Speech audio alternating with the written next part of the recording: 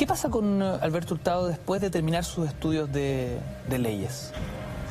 A ver, él logra entrar a la compañía, entra a la compañía después de que se resuelve un problema familiar que él tenía del campo donde ellos vivían cuando era chico, y se va a Chillán, al noviciado de Chillán. ¿Qué pasaba con ese campo? A ver, el problema, no sé si... No, dale. El problema es que su madre, al quedar viuda, Ajá. vendió en pésimas condiciones sin tener cuenta la ley, porque ese campo era de los hijos. Upa.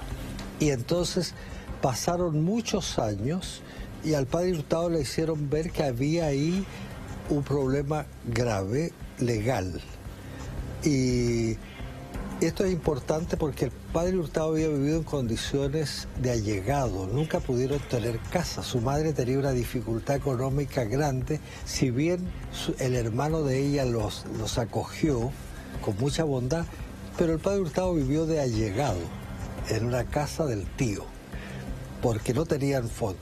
Cuando termina su derecho se ve claro y hubo un pleito y hablaron con la persona que había comprado este campo y efectivamente la justicia le encontró razón y hubo un arreglo económico que de alguna manera permitió al padre Hurtado partir, porque él no entró de jesuita porque él tenía, por ser hijo mayor, obligación con su madre que tenía problemas.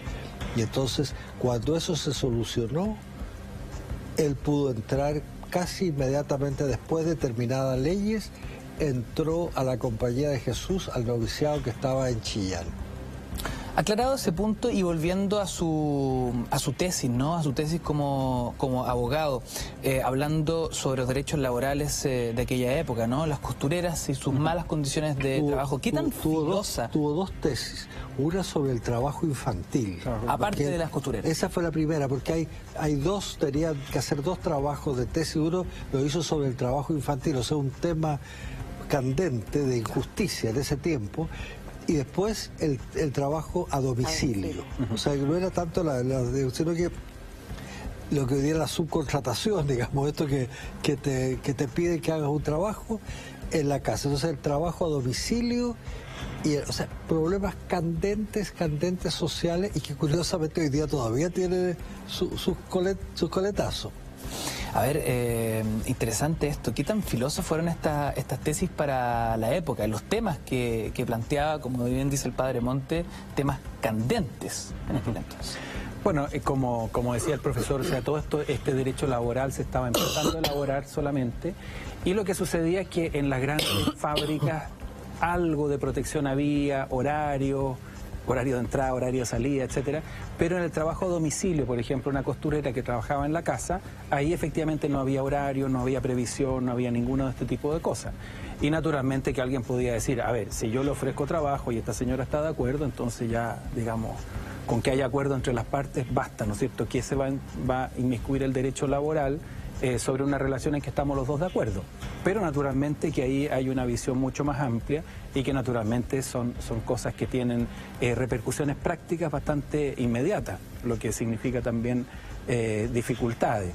Y por eso, en el fondo, ya desde esa época nosotros vemos esta preocupación, no solamente de preocuparse de uno por uno, sino que de buscar que la estructura social sea más coherente con la justicia y con la dignidad de las personas. Ayúdame con este dato. Alberto Hurtado fue militar. O sea, hizo servicio militar. Hizo el servicio militar de manera voluntaria, Claro.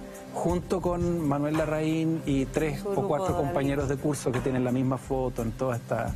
En todas partes de la foto. En todas partes, sí.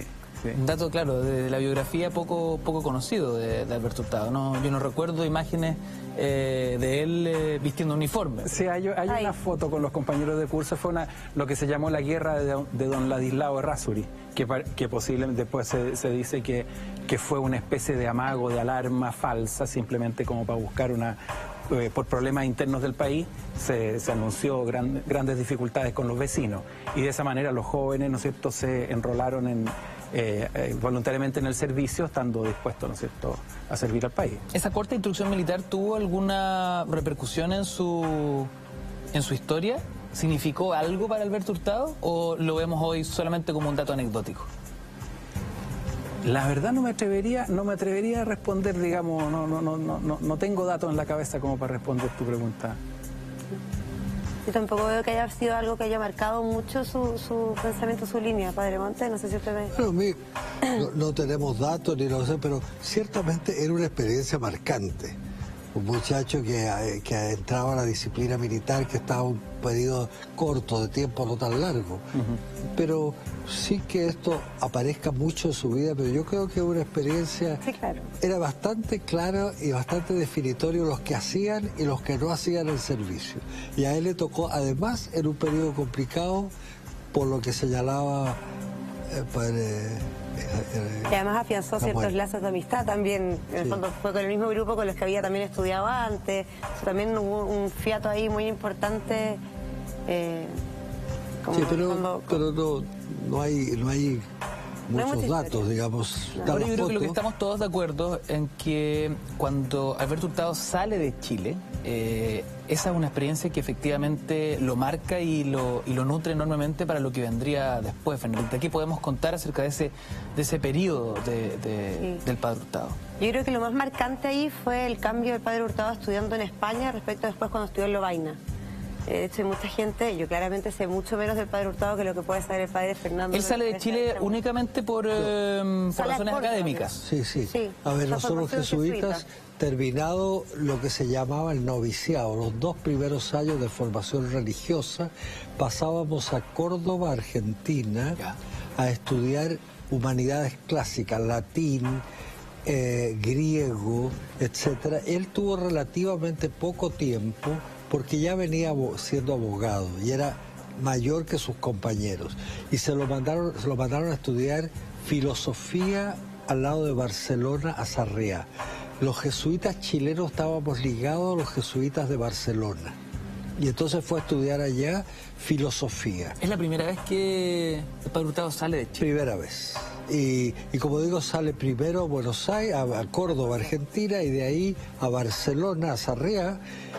Y el gran paso de su vida fue el envío a Lovaina, donde yo agradezco inmensamente. Fui enviado muchos años después de él, pero para él se le abrió un mundo.